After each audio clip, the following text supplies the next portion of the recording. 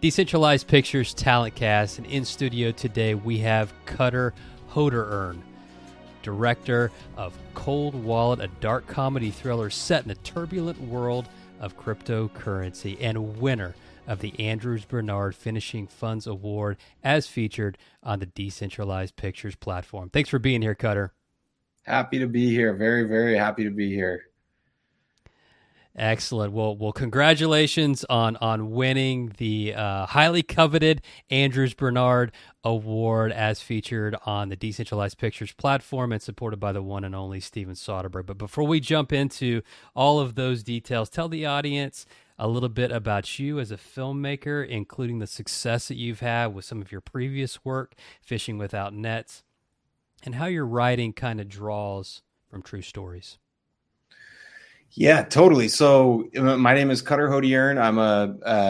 I grew up in the Washington, D.C. area, and that's kind of where I first picked up a camera and, have always had a little bit of an attraction to true stories. I would definitely describe myself as being a bit of an aficionado of crime movies and loving true crime stories. Even before Netflix showed us that was crack for audience. So my first film is called Fishing Without Nets, and it began as a short film that I just kind of put together on my own, fully DIY. And it is a movie about Somali pirates, but told from the perspective of the pirates. So the short film began as an obsession with this topic, and I decided to go to Africa to sort of explore, making this into a film, making something that was short and punchy, and then using that as like a way to expand it into a feature film. We could do a whole podcast episode about the making of just the short film, because it was madness.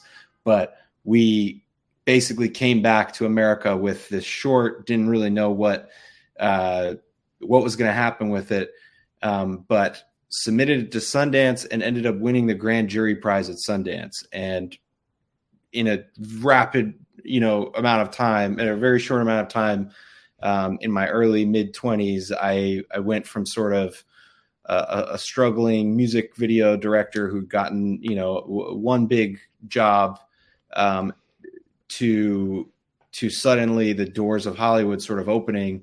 And Vice came in and gave us the financing to go make the feature film version of Fishing Without Nets. So we kind of were teamed up with this young media company at the height of their powers, who just said, "Hey, that thing you just did on the short film, if you can go back and do that again on a larger scale, we're in." And so we went back and made this kind of epic movie, that was followed like a Somali fisherman who went, who kind of gets lured into the world of piracy and gets caught up in this chaotic thing. And the movie was, really critically did fairly well.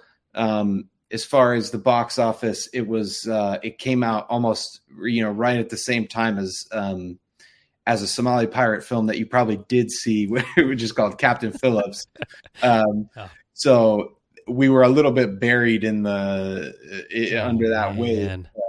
But the film is something I'm super proud of, and I hope that, as I continue to grow as a filmmaker, more people will go back and watch that one, because it's a really special project. And I think more or less everybody who worked on it, from the cast, who were all first-time actors, to the crew who came over and made the movie with me, I think it changed everybody's life in one way or another. And it was kind of unlike many independent films getting produced these days. There was a scope and a chaos to it that, I think we were taking pages of inspiration from like Werner Herzog and frankly Shane Smith and Vice.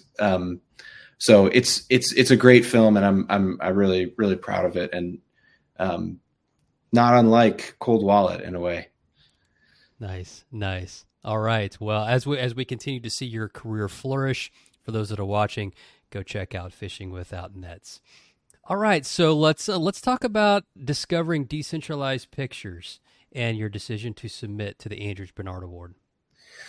Okay, so I'd heard about this because I've been following, all the sort of goings on in the Web3 space as far as film, and this was something I just started to hear about in word of mouth, but I would say largely from two of the producers on our film. One is one of our EPs, is a guy named Justin Staple, who I originally know from Vice.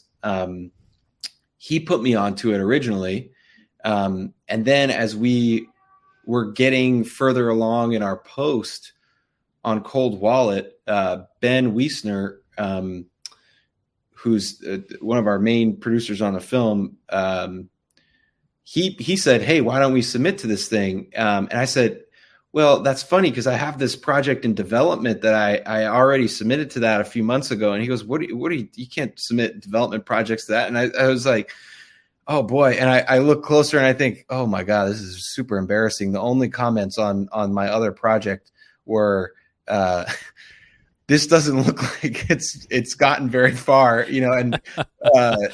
and was sort of shot down. And I immediately pulled it off and we resubmitted with Cold Wallet, which is a very obvious project to submit. And I'm almost embarrassed that I wasn't even thinking about it in this capacity, but our film being both about crypto and obviously just being a fan of this platform and what it was starting to do, it just seemed like a really natural fit.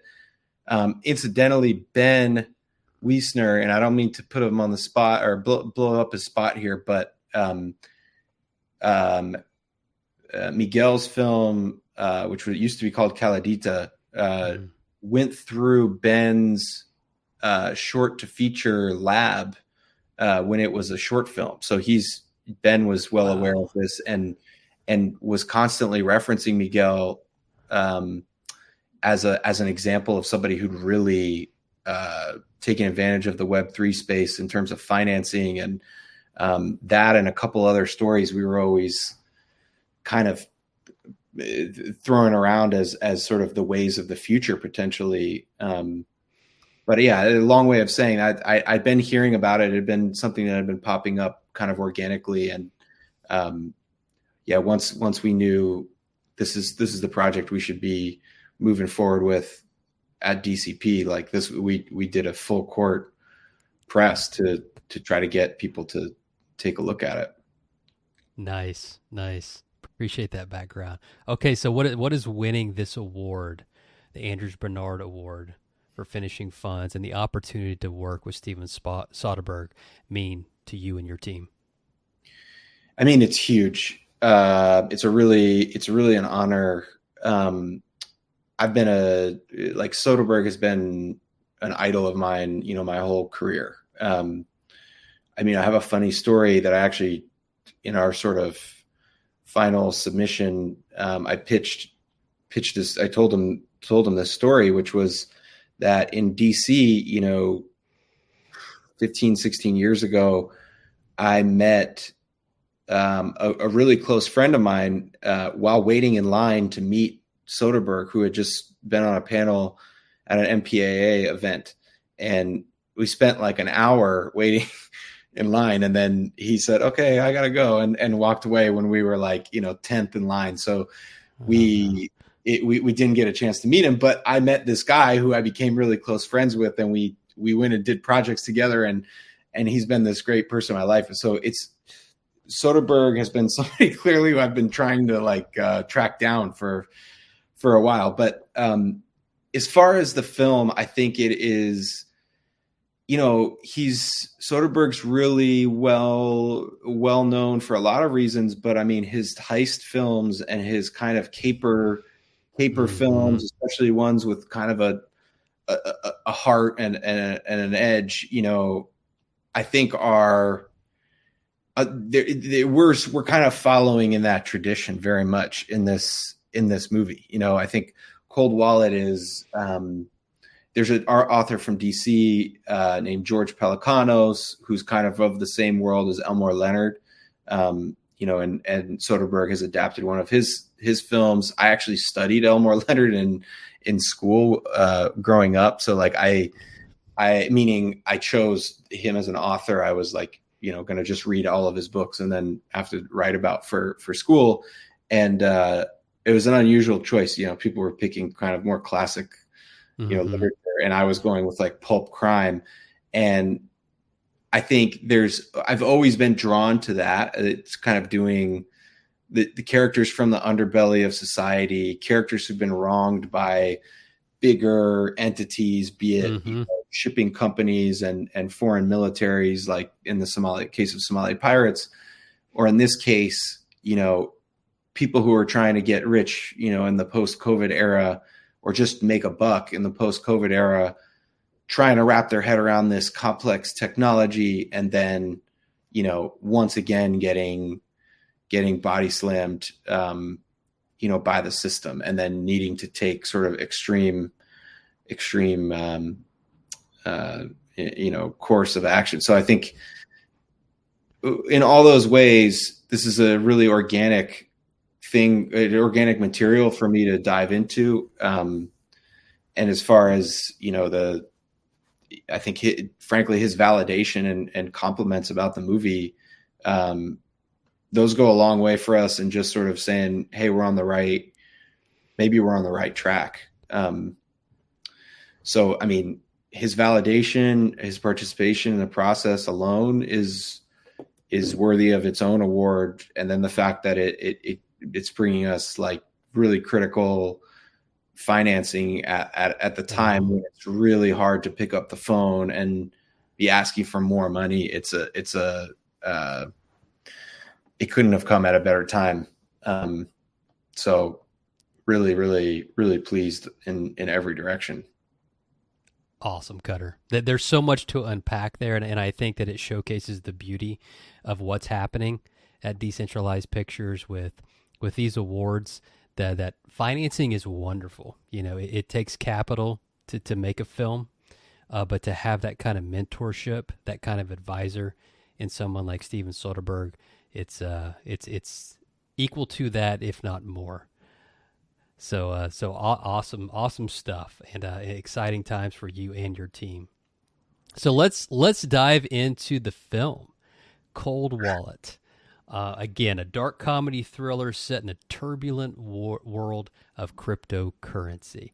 And it's hard not to turn on the news right now without some story occurring, whether it's a new ETF that's going to be approved or some rug pull token. I mean, it's just like there's plenty of headlines out there for crypto. So tell us about this story, and what are your aspirations for the film once it's complete? Well, you know, I'll start with the aspirations for the film, which are, you know, I want people to see it. Like, I know that sounds obvious, but, you know, in the world of independent cinema, like, that's a big ask. And I think that is where I'm seeking kind of help from the community in terms of just, I'm not looking for anything disingenuous, you know, like I'm not saying, hey, you know, blindly share this link with your friends, but like getting people, particularly in the Web3 world, to rally behind the movie because they feel seen in some way, or just find it sort of extra funny and extra tragic, you know, is one of my clear goals. Is you know, and we're in the finishing stages of the film, so we're getting into the weeds of like what Reddit comments look like, and what, you know, what lingo is getting used, and like it's sort of like we have this much space, okay, how do we get the ones that are really meaningful in, and not sort of derail the story. But it's I would say that it's just that people see the movie, and I think what we've made is fun, and I think that's the hope, is that it both tells a story that is timely and meaningful to people, but that it's a fun night out at the movies or a fun night in at the movies. It's a movie that moves with a pace and is just meant to be a wild ride. So yeah, I hope people watch it. I can't wait to watch it. I mean, I guess I'm a little biased because I'm like a blockchain crypto guy. So when I saw the title Cold Wallet, I'm totally in. But how you just described it, and knowing that you have a great team behind it, and of course there's already great content and clips that can be viewed out there, so you kind of know the quality that's going to be delivered in this film. So can't wait to see it in its feature length. So let's zoom out a little bit, Cutter, and talk about kind of just this whole experience, this whole process that, about kind of democratizing and decentralizing the filmmaking process. And I think what's happening right now, the way that these finishing funds are being awarded, and the call it the 8th or 9th inning of this film, and getting the Steven to be an advisor to see you through the finish line. How can this enhance the film industry? And do you think there's stickiness here? That this is something that could be here to stay? Oh yeah. I mean, I feel like for a decade, I have been sort of having conversations with people about how could we do things differently, that allowed there to be, I guess, less of an obstacle in terms of going from great idea, great team to being in motion. And I think the tricky thing as you grow is that, at least my generation of filmmakers, we came up being able to pick up a camera and go and make something. And as you get a little bit more experience with working with crews, you say, hey, it's nice to have help. And this help costs money. Some of your ideas cost money. So what does the middle ground look like of let's keep the barriers and obstacles low, but let's still be able to make a movie that is done at a high level. And so I've had all kinds of sort of pie in the sky conversations to things that seemed more genuine and realistic. Even one I was having the other day, which was, people really rule out the idea of like a new streaming service entering the picture when everybody already has too many subscriptions and whatever. But like, is there a version of a United Artists today in the streaming world where users got paid instead of paying, based on their activity? And then we say, well, wait, it's kind of what DCP is up to. And I think if you imagined DCP on a large scale, on like $1 billion scale, all of the activity that goes into that community sort of paying out to users could be a really interesting way of A, making more interesting movies, B, making kind of our data as users become valuable to the platforms in a way that's genuinely valuable to us as well. And like, is there some utopian ideal where all of those things can come together and can be working? I don't know, because I think it takes basically a rogue billionaire, not naming names, Elon Musk, but like that would be, if you really want to disrupt, a media thing, it come in and just say, fuck you guys, I'm starting my own streaming network, like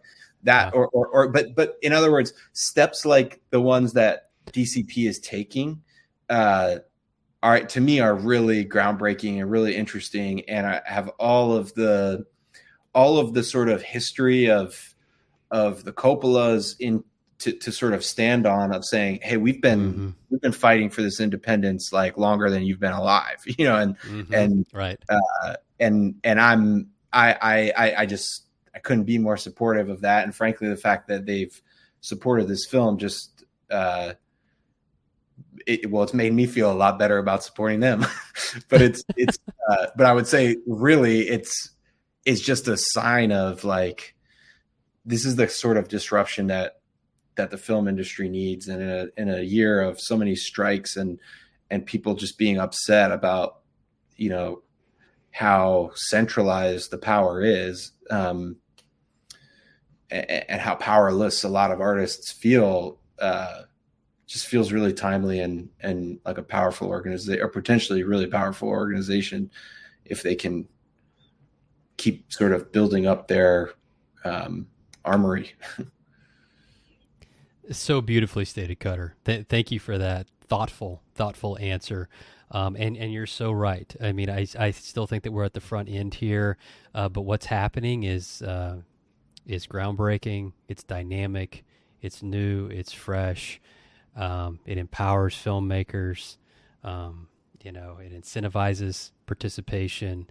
I mean, there's so much goodness, I think, happening here, and it's going to be really interesting to see, well, what's that big tipping point that really moves this mainstream. But yeah, well, it so good seems things. like Soderbergh may eventually run out of money, so we have to find a way for it to be more sustainable. But I'm very curious, like, what the plans are with that. I don't really know exactly how many like users it would take before it becomes we can finance a full film through. But I'm, I look really optimistically forward at what could happen. Very much so. Yeah. Well, at least you can say that you were on the front end of this movement. So well done to you and your team.